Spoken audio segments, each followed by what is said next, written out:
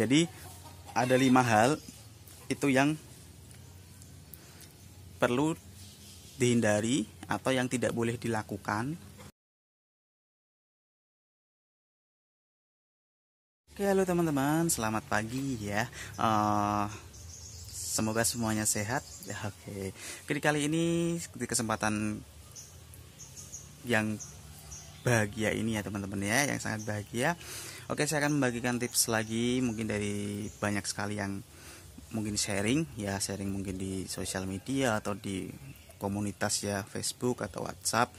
Oke, saya di sini akan membagikan sedikit tips buat teman-teman semua yang mungkin pengen nyoba ya berternak ikan di rumah ya, atau berternak ikan atau juga mengkonsumsi ikan lele ya, bukan ikan lele, ikan kecil, hingga nanti mungkin pertumbuhannya bisa besar itu seperti apa. Saya akan bagikan tips. Jadi ada 5 teman-teman ya, ada 5 kesalahan yang perlu dihindari ketika kita pengen mencoba berternak ikan lele ya. Jadi mungkin teman-teman penasaran 5 itu apa aja sih yang perlu dihindari ya. Kelihatannya simpel teman-teman, tapi ternyata punya banyak faktor yang perlu dihindari, yaitu apa aja. Oke, mungkin teman-teman yang penasaran tetap tonton terus videonya dari awal sampai selesai.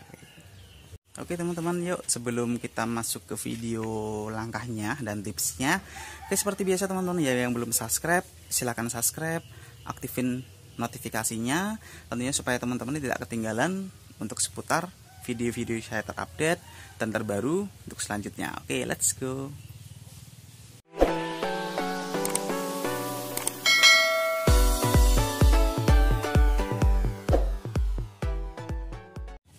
Nah, oke teman-teman, yuk kita masuk ke videonya, ke langkah-langkahnya atau ke caranya ya teman-teman.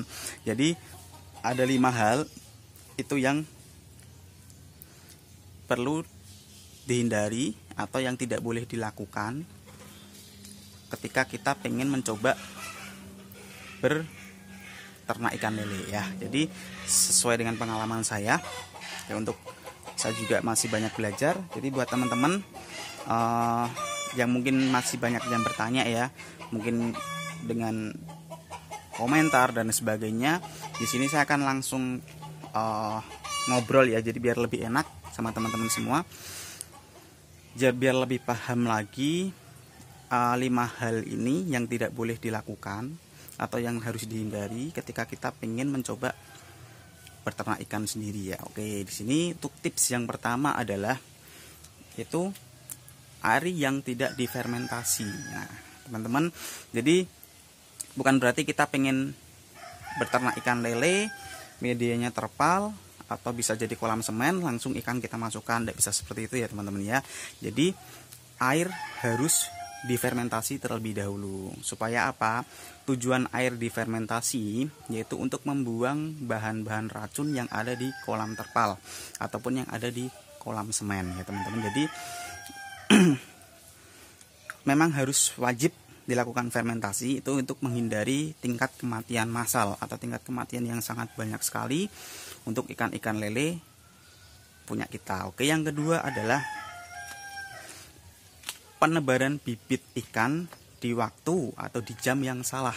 Nah, teman-teman biasanya kan kadang beli ikan mungkin sore atau siang pas waktu terik matahari, ikan langsung dimasukkan ke kolam. Nah, itu pun ada jam atau waktu tertentu ya teman-teman yang lebih baik dilakukan untuk jangka panjang pembesaran ikan kita lele besarnya sesuai dengan estimasi waktu ya. Jadi di sini untuk hal yang baik adalah pembenihan ikan lele pas waktu kita tebar bibit itu diusahakan di pagi hari ya teman-teman, itu lebih baik ya. Di pagi hari ketika matahari belum muncul ya, mungkin jam 7 atau jam setengah 8 itu bisa kita tebar bibit ya. Di situ tentunya dengan air yang sudah difermentasi ya teman-teman ya. Jadi waktu itu perlu diperhatikan. Ketika kita salah di waktu mungkin tidak ada efeknya buat ikan lele, tapi pertumbuhan ikan lele akan semakin lama dan banyak sekali ikan lele yang kecil dan itu pertumbuhannya tidak akan seimbang. Oke, yang ketiga yang perlu dihindari adalah pemberian pelet yang salah. Ya, ukuran pelet di sini beda-beda ya teman-teman ya. ukuran pelet tuh beda-beda. Jadi ada PF 500, ada PF 1000, ada 781-2, ada 781-1 dan 781 untuk lele konsumsi. Jadi di sini perlu diperhatikan ketika teman-teman membeli bibit ya teman-teman. Ketika membeli bibit dengan ukuran yang paling kecil itu bisa dipakai di PF 500. Untuk yang mungkin ukuran 6 cm atau 6 cm itu bisa pakai PF 1000, atau yang udah ukuran remaja itu bisa 781-1 atau 781-2. Untuk lele konsumsi itu bisa pakai 781. Nah, ini perlu diperhatikan teman-teman untuk pemberian pakannya ya. Tuh dicari di apa? Itu banyak sekali, mungkin ada.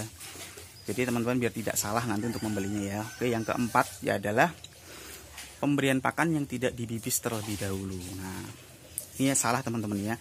Karena sifat pelet itu mengembang, ketika teman-teman tidak dibibis, nanti efeknya ya lele itu pasti akan mengalami kematian. Karena pelet itu akan mengembang di perut lele, dan usus lele yang masih kecil tidak bakal mencerna dengan baik, dan endingnya akan pecah, dan itu akan mengakibatkan lele kita tiba-tiba mati ya. Apalagi matinya nggak cuma 1-2, bahkan bisa banyak ya teman-teman. Karena apa? Pakan yang tadinya kita langsung dikasih tanpa kita bibis terlebih dahulu. Oke, yang kelima. Nah, yang kelima yang perlu dihindari adalah kurangnya memperhatikan kondisi air kolam ya teman-teman ya. Jadi kondisi air kolam ketika jalan selang beberapa waktu, kita perlu memperhatikan ketika mungkin banyak sekali lele yang sudah menggantung, itu sudah wajib diganti air. Caranya simpel sih teman-teman ya, sedikit aja. Jadi ketika teman-teman mengalami hal seperti itu, dikuras habis airnya, terus diisi air lagi. Setelah itu baru dikasih garam yodium. Setelah dikasih garam yodium, lele dipuasakan dulu selama 1 hari ya teman-teman. Jadi setelah 1 hari baru dikasih makan. Itu untuk jangka panjangnya akan selalu sehat. Nah, itu tadi 5 tips ya teman-teman ya, yang mungkin bisa bermanfaat buat teman-teman, yang perlu dihindari atau yang tidak boleh dilakukan ketika teman-teman pengen mencoba berternak ikan lele di rumah. Oke, mungkin sedikit tipsnya dari saya. Semoga buat teman-teman juga bermanfaat ya. Misal ada yang salah dari saya mohon maaf, karena saya di sini cuma sharing, berbagi dengan pengalaman apa yang saya lakukan setiap hari, karena saya juga hobi banget ya dengan ikan lele. Oke, di sini cukup sekian dari saya. Terima kasih yang menonton video saya dari awal sampai akhir.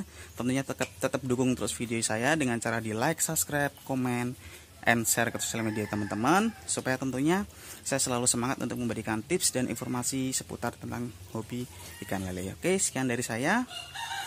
Selamat pagi.